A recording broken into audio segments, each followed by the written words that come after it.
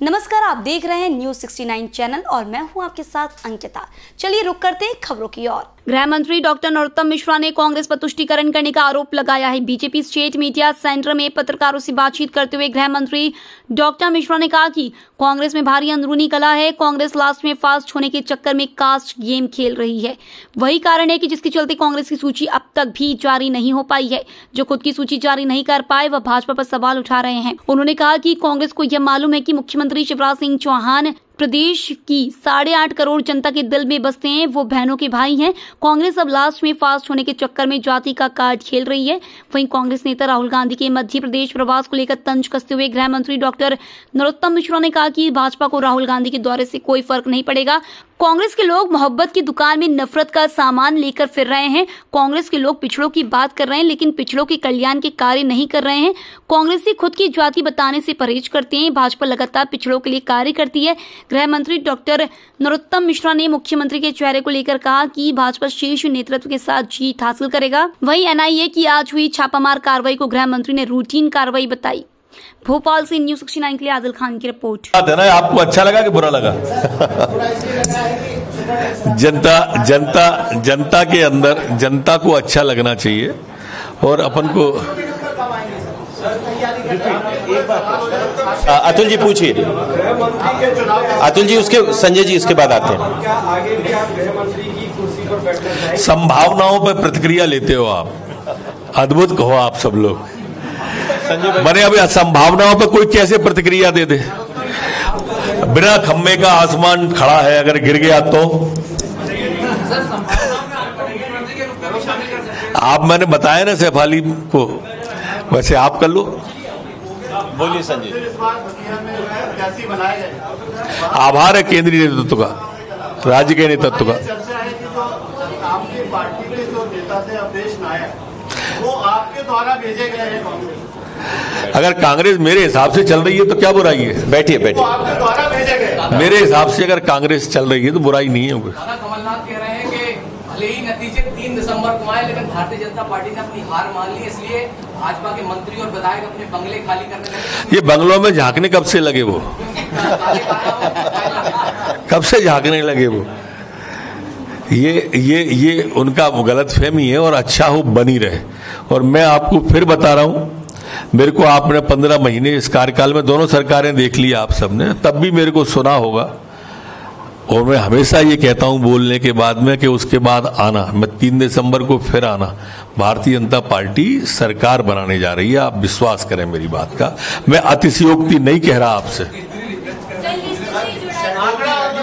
एक साथ 4-5 जने बोल रहे हैं। अमृतांशी कॉमरेड खड़े होके बोलो ना। पूछिए अनुराग भाई, पूछिए।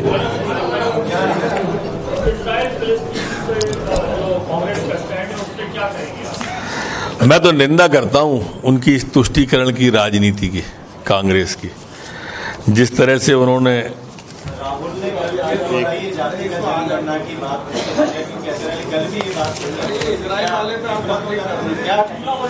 अब मैं राहुल गांधी जी पे, आप बार बार, मैंने पहले बताया था आपको, जो कास्ट का कांग्रेस लास्ट में फास्ट होने के चक्कर में कास्ट का खेल खोल रही है, यही उनकी मानसिकता को ब्लास्ट करेगा। लेकिन मित्र, आप इससे अंदाजा करो कि इनकी मोहब्बत की दुकान पर किस तरह से नफरत का सामान लिए फिर रहे हैं। क्योंकि बार बार आप उसी बात को कर रहे हो। और अगर इनको वास्तव में पिछड़ों की चिंता है तो घोषणा करें ना ये फिर, यहां पर के मध्य प्रदेश में हम जीतू पटवारी जी को अगला मुख्यमंत्री बनाएंगे, कमलेश्वर पटेल को बनाएंगे, अरुण यादव को बनाएंगे। करें घोषणा, क्यों नहीं करते हैं? आपने देखी थी कल उनकी मंच कैसे सजी हुई थी आगे की, पिछड़े की बात कर रहे थे। बैठे थे दिग्विजय सिंह जी, गोविंद सिंह जी, अजय सिंह जी, राजेंद्र सिंह जी, ये सब सिंह एसोसिएट पूरी बैठी थी कि नहीं बैठी थी? लाइन लगा के। पता ही नहीं है, बने पिछड़े की बात कर रहे हैं और खुद भाई बता ही नहीं पा रहा है कि खुद की जाति कौन सी है। आप में से कोई बता सकता हो तो ज्ञानवर्धन करो। कितनी बड़ी सभा से पूछ रहा हूं मैं। कमलनाथ जी नहीं बताते अपनी, लेकिन बाकी की गणना करना चाहते हैं, और वो भी सिर्फ हिंदुओं की। ये ध्यान रखना, हिंदुओं के अंदर वो वाला विभाजन चाहते हैं, जातिगत, क्या बोलते हैं उसे, है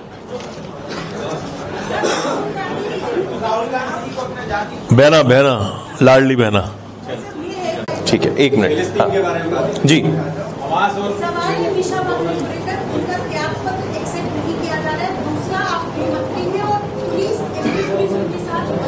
ठीक ठीक है।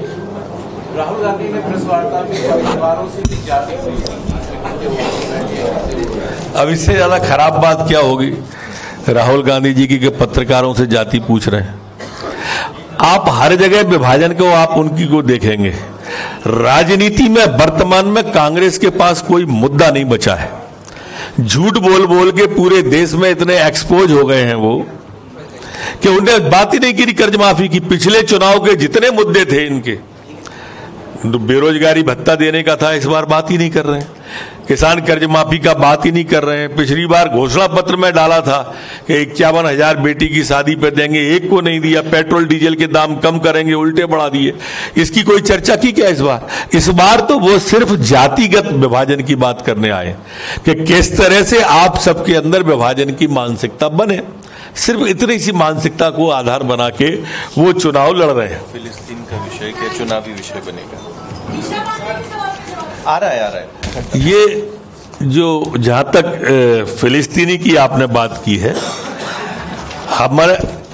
हमारा स्पष्ट हमास उसी में है कि जिस तरह से हमास के ऊपर कांग्रेस ने अपना स्टैंड लिया है और उस स्टैंड के अंदर उन्होंने एक शब्द भी नहीं बोला है। CWC के अंदर उन्होंने, ये निंदा के काबिल बात है। ये विषय मैं दोबारा रख रहा हूं और पहले भी रख चुका और हमने इजराइल का समर्थन किया। ये विषय आ ही गया है। भारत के अधिकारी निशा बागरे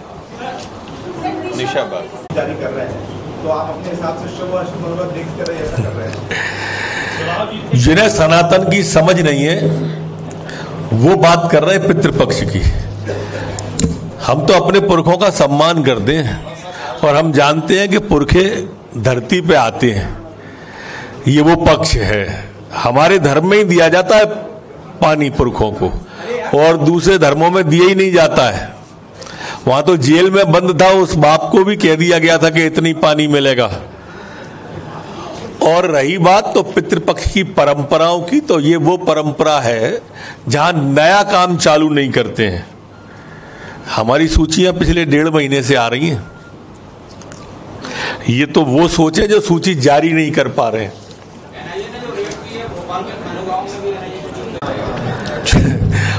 इसी तरह से वो पिछले 6 साल से उनसे झूठ बुलवा रहे हैं राहुल गांधी जी से। आपने देखा होगा 2 लाख तक का 10 दिन में नहीं तो मुख्यमंत्री बदल देंगे। बुलवाया था कि नहीं? दीदी 1 मिनट पहले शैलन जी पूछ लें, फिर आप आ जाइए। सीएम साहब गंगा जी किनारे होकर चिंतन करने का इतिहास कमलनाथ जी ने ट्वीट किया है कि गंगा जल पर GST लगाने वाले भी तो आप ही लोग हैं और गंगा के पास जाके आप चिंतन करते हैं। देखिए, सीएम साहब ऐसा नहीं, नर्मदा मैया की परिक्रमा भी सीएम साहब ने की है। नर्मदा मैया के आस्था भी रखते हैं। गंगा मैया पे भी वो गए, साधु संतों के बीच में भी गए। अब कमलनाथ जी हर चीज को राजनीति से जोड़ते हैं, ये उनकी एक विशेषता है, क्योंकि उनके संग ये दिक्कत है कि बाकी की जगह वो आ जा नहीं पाते हैं। अब उनसे उम्मीद करें कि वो गंगा जी चले जाएं तो संभव ही नहीं है। आपका 1 मिनट दीदी, आपका प्रश्न है क्या? तो इसी तरह की और खबरें देखने के लिए बने रहे हमारे साथ, देखते रहिए News 69 चैनल। जब तक के लिए धन्यवाद।